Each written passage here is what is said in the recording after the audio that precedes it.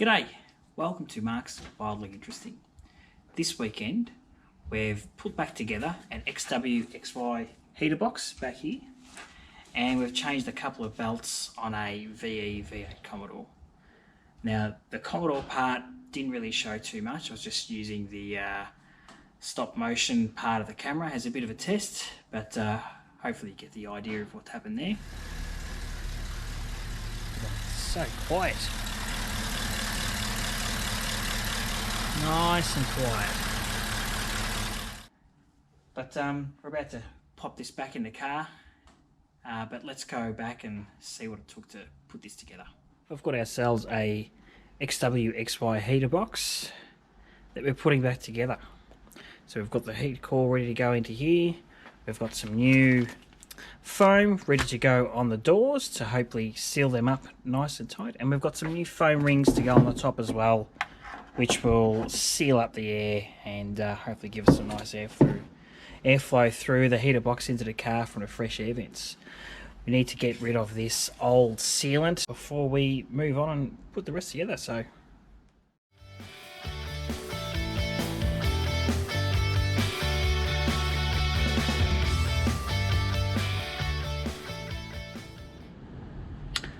okay, I think we've done an okay job getting rid of all this stuff. It doesn't have to be perfect. It's not going to be a concourse heater box or anything like that. Just good enough to put back together.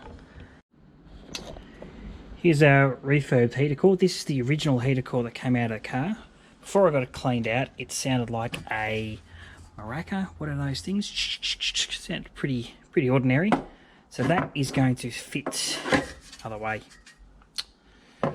That is going to fit like this in the car, and we've got a length of foam here which will cut to sit in there and on the bottom and probably at the top as well, just to make sure it doesn't rattle about.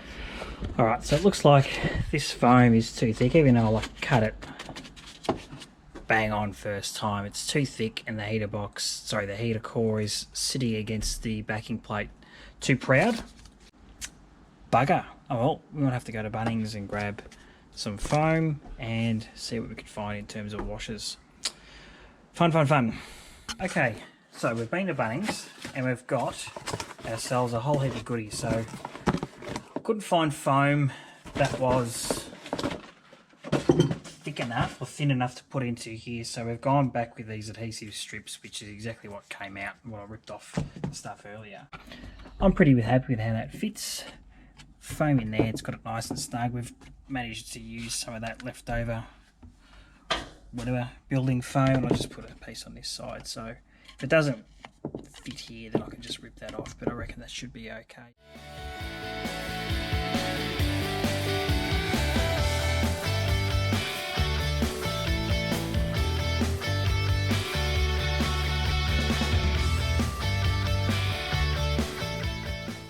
I think we're nearly ready to pop this back together. That little grommet sits in there fine. I've just popped a couple of washers underneath it to make it firm where we seat it. I think now what I'm going to do is just get the roll of gunk and start popping it around the edges here, so we can finally seal up this heater box.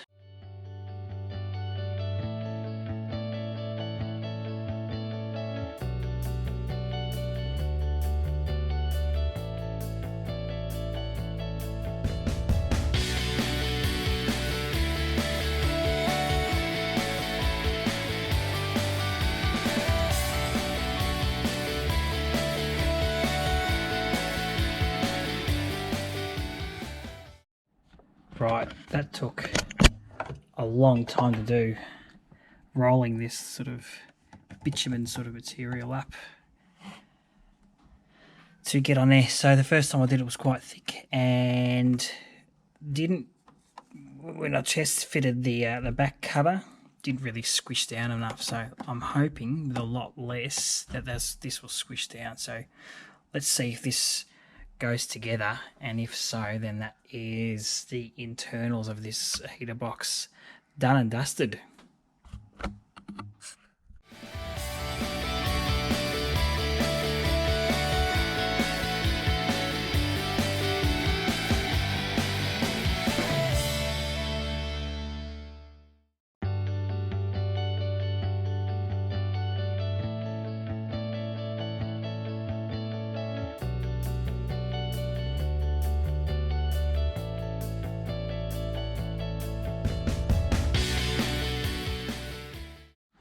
Alright, I reckon we're done for the night. So all the clips are back on.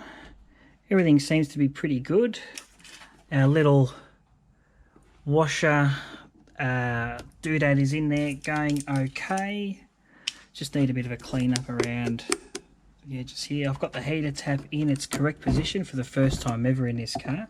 It's always seemed to sit outside of this little contraption. So hopefully we get the nice full operating range of this heater tap instead of just hot or blocked as it was in this case.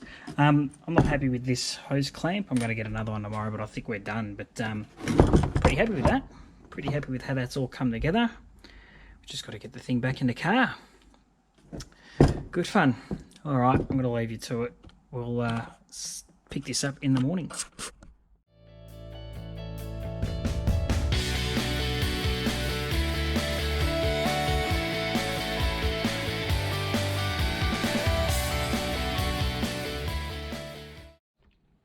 Okay, so we've got the heater box back in. We've tested the seal out a couple of times, but I'm okay with how that sits, and it seals up a lot better than the old piece of crap that was there. So there's no more air leaks around the sides or anything like that. The real test will be when we get it out on the road. I've just got to route all the wires now, pop the switch back in, pop all that stuff back in. Console, it's reassembly. Oh yeah, and before I forget, tighten up the hoses on the other side of the flywheel. So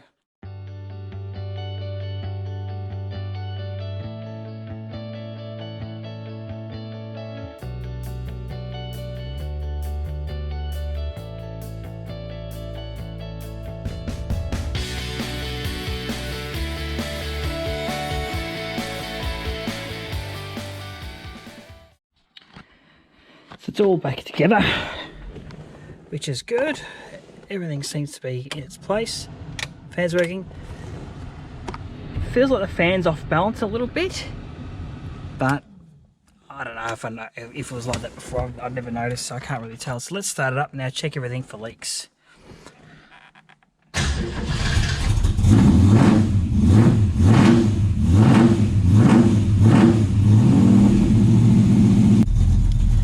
Do this, you've got to have it on full hot. So open that tap up to get everything running through the heater core.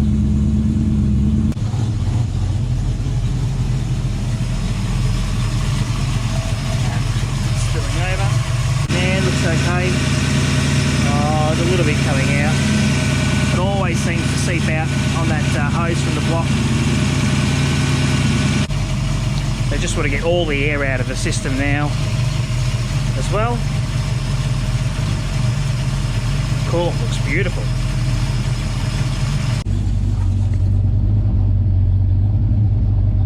Seems pretty dry. All right, we are reassembled. There's still a little bit of cleaning to do, but console's back in, as good as it can be, as straight as it can be. All the vents are hooked up, fans hooked up, temp controls are hooked up. Done a bit of tidying underneath with some wire, so it's no longer getting all this ugly overhang underneath. It's still a little bit around there, but it's looking okay. Now we've got to clean up, because it's been about 4 weeks and I really want to drive this thing, so I better get a move on.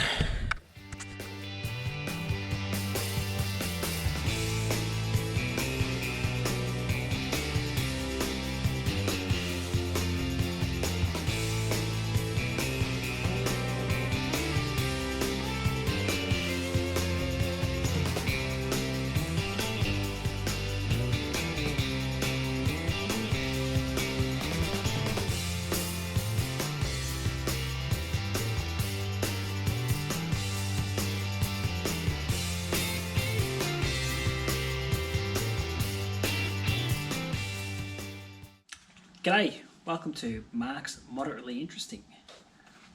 So moderate, in fact, that the phone's ringing. Joshua, Brian. You got the cans, Brian?